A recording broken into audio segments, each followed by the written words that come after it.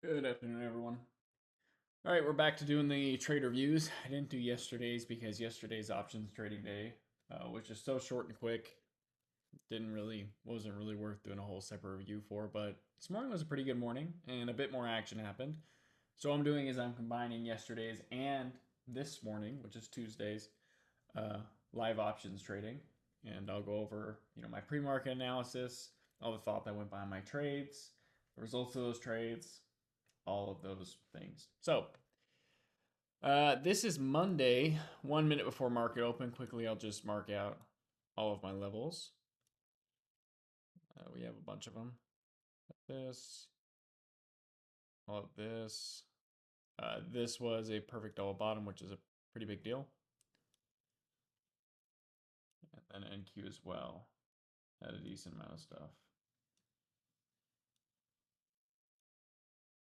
All right.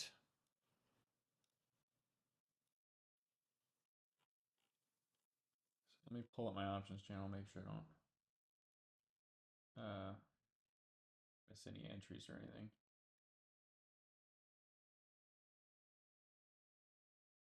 All right. So here's my pre-market analysis. So looking at the 15-minute chart, I said, good morning, team. I'm leaning slightly bullish this morning. And by the way, I sent it 7 minutes before. So I actually sent it while this candle was still red. That's when I sent it. I said, good morning, team. I'm bullish this morning to ES 6913.25, which is this pivot on ES here. Due to this cup and handle, which you can obviously see on my chart, there is a huge cup and handle on both ES and NQ. Also, we have a ton of overlapping supply and demand zones right now. So I'm only focusing on the super heavy clusters for the super heavy demand cluster and the super heavy supply cluster. Aside from that, I'm not really biased for anything else. The nearest major liquidity point here is on ES. The nearest major cluster is here, a little bit of here, here, and then up here, a little bit right here, but mostly here. Right, those are the big clusters that I'm looking at. The circles are the big clusters, which we're going to see some resistance. Now, I'm planning and really hoping to be able to get into longs or calls around market open. So I'm kind of hoping market open dips a little bit, and then I'll enter calls for this pivot. It's already showed me it has plenty of momentum to get there. Unfortunately, this candle happens. And this candle completely ruined that trade. However, this candle was so massive and so bullish, and it was a lot stronger than NQ, that despite we had this heavy supply cluster here, I'm actually triggered in for the next pivot, the next set of pivots here and here. That's what I'm actually triggered into now because it went that far over this pivot. And NQ isn't as strong, put in a big selling wick after hitting the supply. It's not as far over the pivot, but it's still got, 30 more than 30 points over this pivot. I have to enter. Now, I had to fill your half size as well. I'm not going to enter on a market open candle ever full size unless I'm barreling towards like some perfect triple top, which is like 1 out of every 100 trading days. It really doesn't happen. Maybe once or twice a year. It's pretty much always I'm half size. It can turn around right after. And I like to save buying power to ideally average down. If I can't average down, then it may be an average up. So that happened. But look at the strength divergence here. ES, super small red candle with this buying wick. NQ, freaking massive red candle, invalidated the entire opening candle. So as this candle is closing, I say I plan on adding if we get a really bullish buying wick. So if this candle closes with a bullish buying wick, or more like or this pullback invalidates, and I'll add my second half because I've already seen enough at this point. Almost. We're having the momentum of ES tested. I'd say it's doing pretty well considering this is how much NQ dumped. So it's super strong, retaining the majority of the candle. If this candle validates, I'm in. And I was close to entering right here at the close of this red candle, but the buying wick wasn't quite high enough. I wanted price action to get back up to here. And right at the start of the next candle, it did cover the body of the candle, and I did go ahead and add my second half, which was actually it wasn't even an average down because I didn't get the best fill because it moved so fast. So I filled my average or my ad here, and now I'm full size. I moved up my stop a decent bit, and this was pretty much a trade now. My first big PT was here. This was kind of my runner price target, but really I'm going for here, and we'll see what happens once it gets there.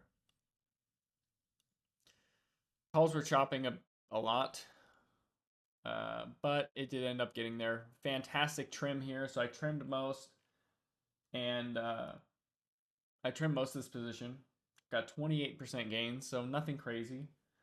But ES is still a lot stronger than NQ, and I wouldn't say NQ is very bearish at all. I think if NQ invalidates this red body, we have a lot of selling wicks here to invalidate. Once these selling wicks start invalidating, the shorts that got in here, their trades are going to start being invalidated, and they're going to want to close their positions, which can cause a short squeeze up to this supply. That's what I'm thinking. So I'm still leaning bullish here, but this happens, and I stop out the rest of the trade. Now, unfortunately, I missed one. I missed. Yeah, I missed a part of this trade. I'm looking at my channel. I completely missed. So I stopped out of my runners here, or the rest of my position. It was a decent sized runner. What I forgot to mention is I actually, looking at my channel, I don't even remember this to be honest. I trimmed here. It looks like I said contracts aren't, okay.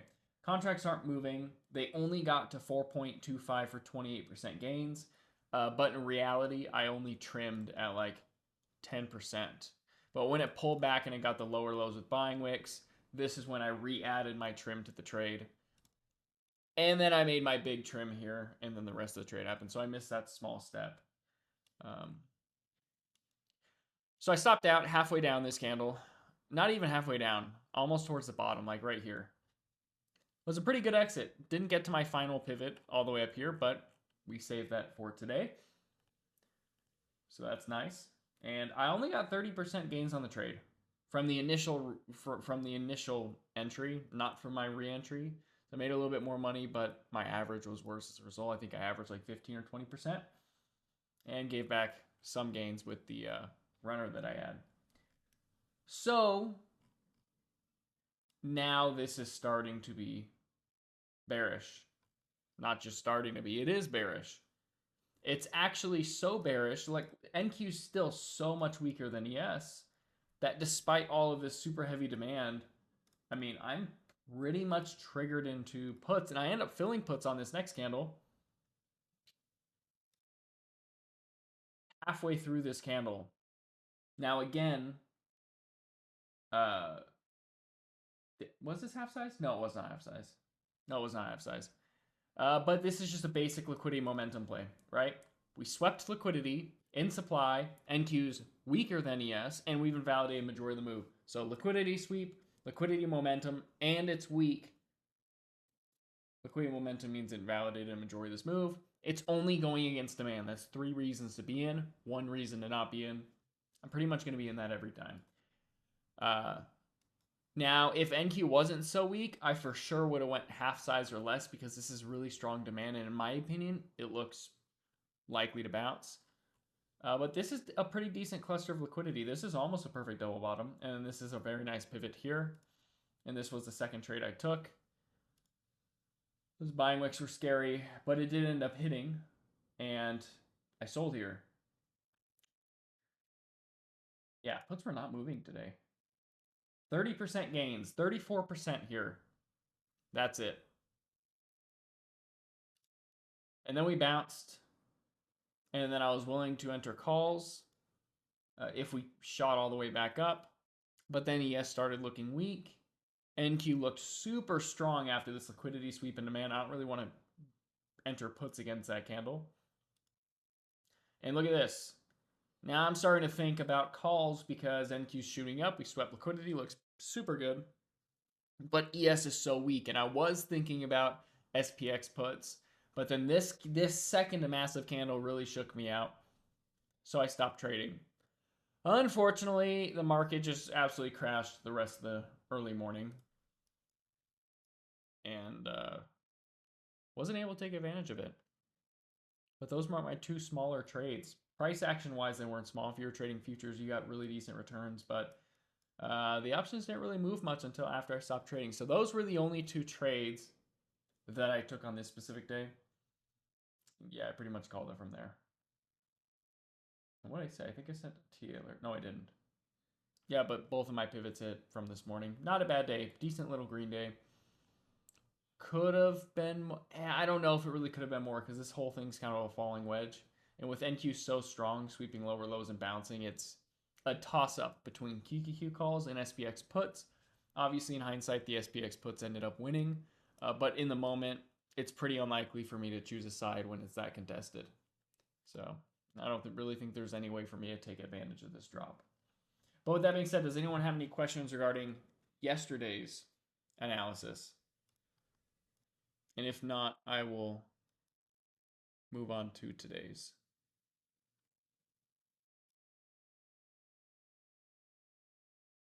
Not questions? Okay, today's analysis. Give me one moment. Just had to make sure there's no questions. All right. 15-minute time frame. Here are the major pivots. I'm not even going to chart these. They're too far down. Why am I not? No, they are. Those are the pivots. Here we go. They weren't too far down. It's just at the wrong time. Okay, so here they are. Boom, boom. Just pivot cluster there. And then we get a bunch on the way up. Huge pivot cluster here on NQ.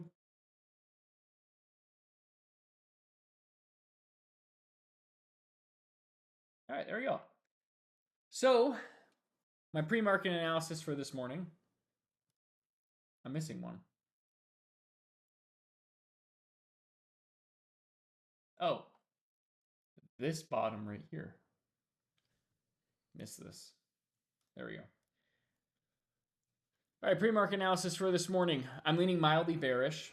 ES is obviously weaker than NQ, but not much. Okay, so it's more of an if-then kind of morning. We have a major pivot cluster right here. You can see these two major pivots very close together, and we'll look at that on the 1 minute as well so you can see it. This one's kind of hard to see, especially with all the demand. Major pivot cluster here, major pivot cluster here. But we also have a lot of nice pivots overhead, nice pivots below. So by default, I'm bearish for this cluster to break. We're closest to it. Looks fantastic. At least sweep. I would love for just like yesterday, I would love for the market to bounce a little bit to give me an okay risk to reward trade so I can take puts for these levels to sweep. Otherwise, we have nice pivots overhead here and here. If we invalidate a majority of this move with solid momentum and one of them, it really helps if one of them is stronger than the other. Simple momentum trade. I'll trade calls to these pivots if we invalidate this drop. If we continue dumping though, and we dump to somewhere in here, despite the super heavy demand, I'm really going to have to enter puts for these breaks. I mean, this is, only a point off from being a perfect double bottom, and these are major pivots right here. Remember, on the 15-minute time frame, so they don't look as major, but they are.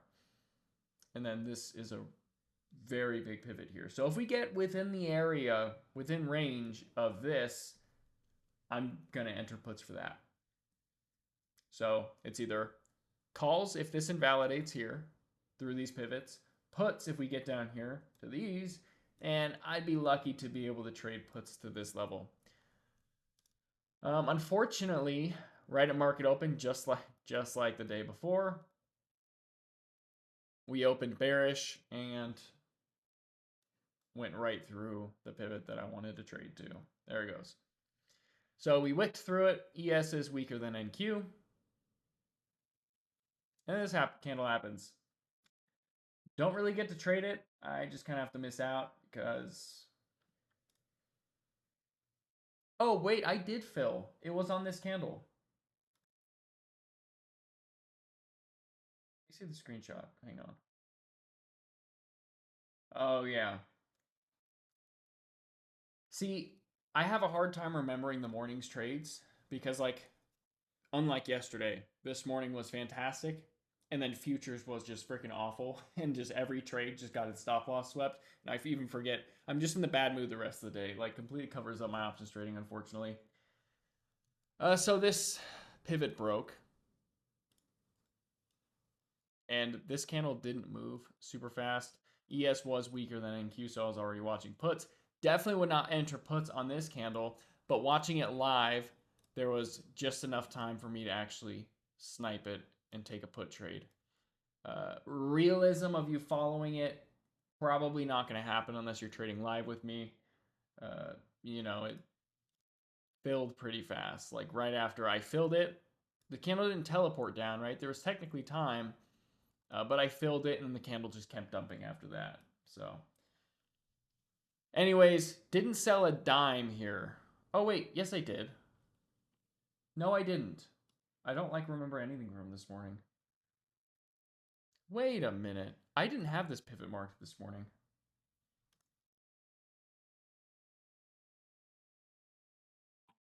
I only had this one marked. That's where my confusion was. I only had this pivot marked. Why?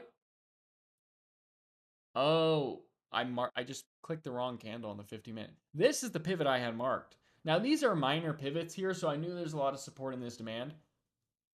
I didn't sell a dime because I needed a liquidity sweep, and it got sketchy because NQ actually towards the end of the candle got down to this pivot, and ES missed it. And this was a trade, of course, entered half size on this trade. It's close to market open. I'm filling at low a day in heavy demand. I'm going to be half size. So I'm half size in this, and I'm getting ready to take profits. It barely misses my pivot. And the reason why I thought I took profits there is because I just remember selling when I got to a pivot. So this is where it gets really scary. ES all of a sudden flips incredibly strong, and I think I'm kind of screwed. My PT was actually here, but once it missed this pivot, I'm like, okay, I just want to get out the second it touches a pivot. So what I do is I actually add my second half here, which is, looking back on it, I don't really think that was a super responsible decision. Yes, it did bounce, and the trend is still good, and overall, it's still good. You know, if I look at my chart, if I remove all of my stuff, and I just look at my chart, okay, this is pretty, this is a bearish trend. It's not bad to add on a pullback. But in context with how much demand is here, how much stronger it is than NQ, and NQ swept this pivot, I don't really think it was that responsible of a decision to add my second half. And that was pretty debatable when I did that live. Had some conflicting thoughts. I ended up pulling the trigger. It ended up working out. But this candle was horrifying. Look at this. Look at that. It's like the strongest ES has been in at least a week or more. Like, that is insane that NQ could dump that much, and ES couldn't even invalidate this green candle. So I pretty much chalked this trade up as a loss right here. I'm not going to close it early because it's bad psychology. I'll just let it play out. But I personally pretty much chalked it up as a loss. Just not going to work. Well, I ended up getting lucky. Took a very heavy trim here. And then it got a little bit more down. And I sold the rest. Now, I sold the rest. It did okay. The puts didn't move much. I don't remember how much they got. Hang on. Let me look on my Thinkorswim real quick, because I had them pulled up.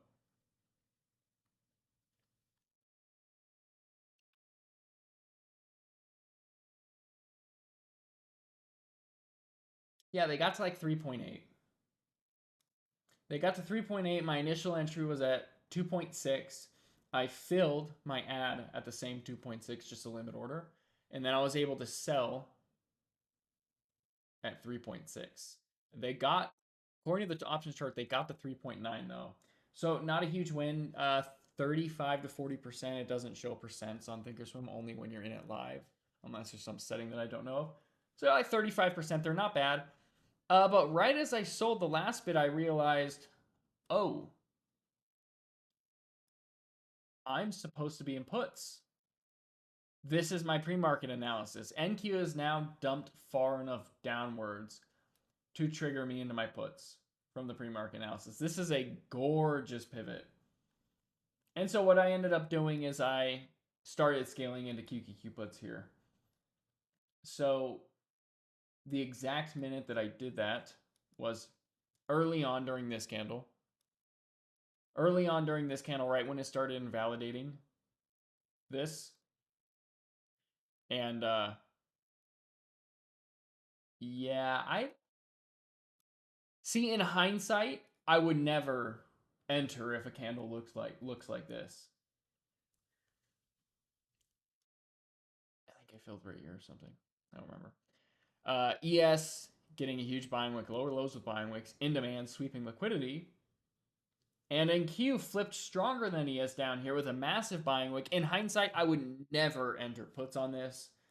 And because it was on a pivot, keep in mind the candle didn't look like this, but because ES was on a pivot and we're in heavy demand, I took a small QQQ position, planning on scaling in if it bounces up to a full size position. More so because I didn't want to miss out on my pre-market analysis actually working out. That might have been psychology left over from yesterday because I missed my first, pre-market analysis setup because it exploded too far. So I took a lighter position here. It put it, for the record, it put in the buying wick after I entered. It was a pretty thick red candle when I entered, and then it started wicking up right when I filled. Unfortunately, it closed a pretty bullish hammer. So that's unfortunate. Luckily, I was pretty half size. I think I was around a quarter or a third, and I said I plan on adding if we bounce. Or I plan on adding more if we invalidate the wick. Just my luck, the very next candle, we invalidate this buying wick, and I average up a little bit here. I didn't really average up much, though. I got to a little bit more than a half size position. I think it was like 2/3 of my size, whatever it is. I didn't want to add everything because it was still in heavy demand and the risk reward was pretty bad. The risk reward wasn't terrible. With a new average, it's like that's the 1-to-1. But then we started bouncing. I'm like, okay, that's not good. Because we just made a lower low on this candle with another huge buying wick. And ES is looking like a bullish sweep. That doesn't look good. Then halfway up this candle right here, I stopped out. A little bit more than halfway. I flattened everything. Roughly, I pressed flatten when it got to like here. It filled somewhere up here. Luckily, I was not full size. I was a little bit over half size is what I remember. And yeah, I feel like that was a little bit more of a FOMO trade, to be completely honest in hindsight. It didn't look as bad in the moment because when I entered the trade initially, it had no buying wick, right? It was kind of the start of the red candle. It wasn't as bad, but in hindsight, it looks like a really freaking bad trade. Trying to keep hindsight bias out of it. I still feel like there's maybe a bit of FOMO going on because, the whole thing with my trade is, yes, I was technically triggered in for the pivot, right? So technically, according to my pre-market analysis, I was triggered in, but me just now taking profits on SPX puts as ES puts in a buying wick against this pivot in demand, that kind of negates that reason a bit. And now the main reason for it, even though it's not a huge, I'm not getting in because of this, subconsciously, I kind of think the biggest reason I entered this was to not miss out on my pre-market analysis play. And technically that is FOMO, right? Fear of missing out. So I do think this loss was avoidable. But then again, if it worked out, I wouldn't have had a problem with it. So I don't know. But keep in mind, the way it looks now, you would never enter on a buying wick in heavy demand like that, especially when ES or any of them are on a major pivot. Should not happen. So not the greatest trade there, but not a very big loss either. So I'm still green on the day. Gave back a decent amount of my profit, so I'm small green on the day. And that's a really bullish candle. I tell you guys in chat, if this comes back down, I'll re-enter, but that looks super bullish. And, well, this candle happens. We start putting in a selling wick. ES starts looking stronger than NQ. And it did down here. And I fill calls on this candle. I actually got a pretty good average. I filled right here because when I filled, it put in a selling wick against here. And I filled both QQQ and SPX calls, about half in each, because I had no idea which was going to be stronger. I had no idea which is going to be stronger. Here's Ultimate and QPT. Here's the nearest pivot price target. And yeah, I took minus 25% on that last put trade. My fills were 3.3 on SPX and 62 cents again on QQQ. And this just freaking worked out, man. This was beautiful. Pretty hard not to make money on that one. There you go. That's all my pivots hit. The only thing I left here was a tiny QQQ runner. By tiny, I mean literally one QQQ tiny contract, just so I can say I was a part of it if it keeps going up. But that was really good. Unfortunately, you would think that this is like 150% gains. I mean, ES just ran 80 ticks, NQ's up, 400. You would have thought that. Pretty much the highest the runners got on SPX was 100% gains, and it wasn't even here. It was up here. Yeah. Literally, like the highest it got, I got a little bit above 100%, but realistically, the highest you could have sold it for is like 100%. And the NASDAQ only got 90%.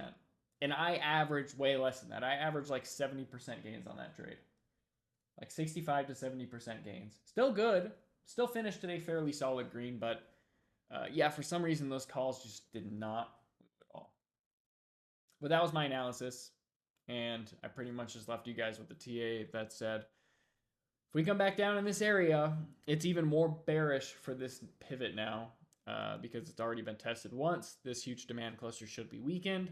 Depending on the momentum, it's a great trade to enter full size or half size. Or if you trade futures, every trade should be full size with a mechanical stop and take profit. But that was pretty much my day. And in hindsight, I do think this trade, this loss was avoidable. There was a little bit of FOMO in there. Not like noticeable. It was definitely subconscious. I didn't pick up on it personally when I did it. So it wasn't a big deal for me to stop out or honor my rules or anything like that.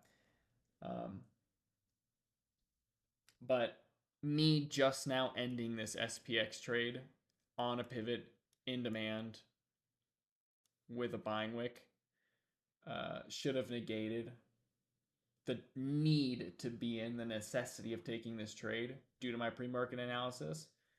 And now it should be 50-50. And the 50-50 is just wait for a bounce or don't enter. Or wait for bearish consolidation or don't enter. So I feel like I was just a little too trigger happy on this trade. So this could have been prevented. Otherwise, the TO was pretty good. Pivots are sweeping, 4 days out of 5 or 3 days out of 5, knock on wood. So 4 days out of 5 each week are green, which is awesome, at least for options. Don't really have any complaints about the price action.